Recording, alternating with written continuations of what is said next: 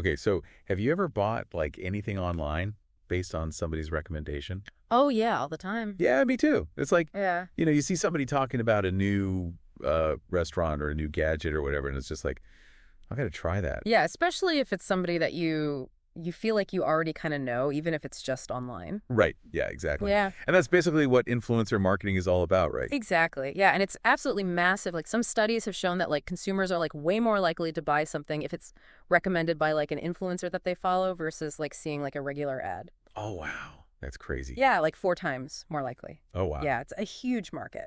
So in today's deep dive, we're going to be talking about all things influencers. Mm-hmm. Um, like how this whole thing even started, how they got so powerful, and some of the things we should all probably, watch out for. Yeah, it's a really fascinating topic because it kind of, blurs the lines between like a personal recommendation and, a paid advertisement. Mm. And it really works because it plays on like our natural tendency to trust people that we, perceive as like genuine and relatable. Yeah. I mean, it definitely feels way more authentic than like those old school, like, TV commercials or whatever. Right. Exactly. So how did this even happen? Like, how did we get to this point where like somebody's Instagram post can like literally make or break a product? Well, it all really started with the rise of social media, right? Okay, yeah. So like all of a sudden, you have these platforms where everyday people with like, passions and expertise can like connect with these huge audiences directly. Yeah. They build trust and credibility over time, and brands, they picked up on this pretty quick. Yeah. They realized that these influencers, they have this like unique power to persuade people. And that power is like worth a lot of money. Oh, yeah, for sure. Like, have you heard of Kylie Jenner? Oh, of course. Yeah. The Kylie Cosmetics. Yeah, like she has, I think it's over 350 million followers across all of her different platforms. Yeah. It's basically like she's her own like media empire. Yeah. Her reach is just incredible. And it translates directly to dollars, too. Oh, yeah. Like her company, Kylie Cosmetics, like reportedly made like $900 million in revenue like back in 2019, Yeah. largely thanks to her online influence. That is unbelievable. Yeah, it really shows you the scale of the influence we're talking about here. Yeah. It's massive. Okay, but so that's like the crazy success story. Right, yeah. But this whole thing has got to have some risks too. Oh, yeah, for sure. Like her success is amazing and everything, but it kind of shows how there's not really a lot of rules in place for this whole influencer thing, right? Yeah, that's one of the big concerns with influencer marketing is that there's not a ton of regulation. Right. It's hard to know sometimes, are they really recommending this product or are they just saying nice things because they're getting paid? Right. Yeah. Like, how do we even know? Exactly. And that's a big problem because it can be really misleading, for their followers. Right. If you don't know whether something is like a paid partnership or just a genuine endorsement.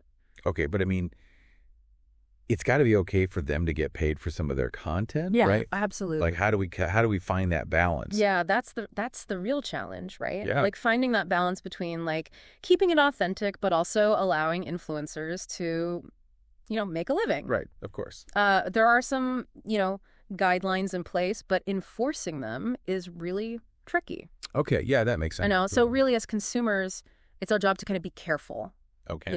to be discerning about what we're seeing. So what should we be looking out for? Well, first, look for those disclosures. Are they saying that this is a paid partnership? Okay, yeah. Think about their past behavior.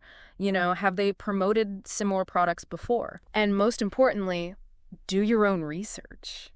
Don't just take their word for it. Right. Don't just click that buy now button just because your favorite influencer told you to. Right, exactly. Think critically about it. I hadn't thought about that before. That's really good advice. Yeah. They're running a business too. Right. So you have to be a little bit careful.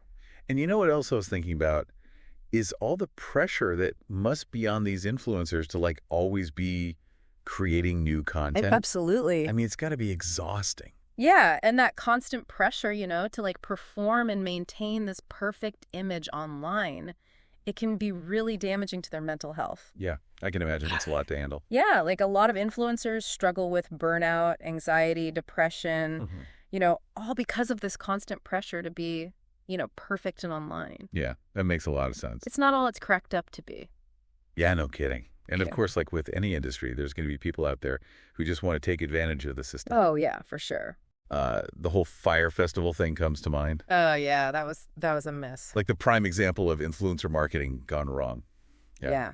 Yeah, it was a really stark reminder that not everything online is what it seems. Right. You know, these influencers were posting about like luxury and exclusivity and, partying on the beach, but the reality was like total chaos. Yeah, it was a complete disaster. Total disaster. Nobody got what they were promised. Yeah, it's a good lesson in, being critical of what you see online and questioning things. And actually, it's interesting because there are actually different levels of influencers. Oh, yeah. Like, have you ever heard of the term micro-influencer? Yeah. So they don't have as many followers, but the people who follow them are super engaged with their content. Yeah, they tend to be more niche. Right. More specialized. Yeah, exactly. So they can be really effective for specific types of products. Yeah, if you're trying to reach a very specific audience. Right.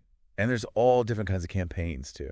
Oh, yeah. Tons of different approaches. It's not just here's a product, post about it. Right. It's a lot more creative than that. Right. Some of them are really elaborate. Yeah, like giveaways and contests and long-term partnerships. Right. It's become a really complex landscape. Yeah. And it's constantly evolving. Yeah, no kidding. So as consumers, I think it's just really important to try to keep up. Yeah. To understand the different tactics that are being used. Right, because we need to know how it works if we're going to make good decisions. Exactly. Okay, so where do we even go from here? Well, I think it's pretty clear that influencer marketing is here to stay. Oh, yeah, for sure. It's completely changed the advertising game. Right. It's given brands all these new creative ways to connect with people. Yeah, I think so too. But just like with any powerful tool, there needs to be some responsibility that comes with it. Okay, yeah, I see that. We need more transparency from influencers, stricter regulations, and most importantly, we need consumers who are savvy and can critically evaluate what they're seeing online.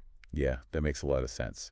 So it sounds like it really all comes down to, can we use this powerful tool in a way that's ethical and protects people? Right, exactly. It's a conversation that I think we all need to be a part of. I agree. Well, on that note, that's going to do it for today's deep dive into the world of influencers. Yeah, thanks for having me. Yeah, of course. We'll catch you all next time for another deep dive. See ya. Bye.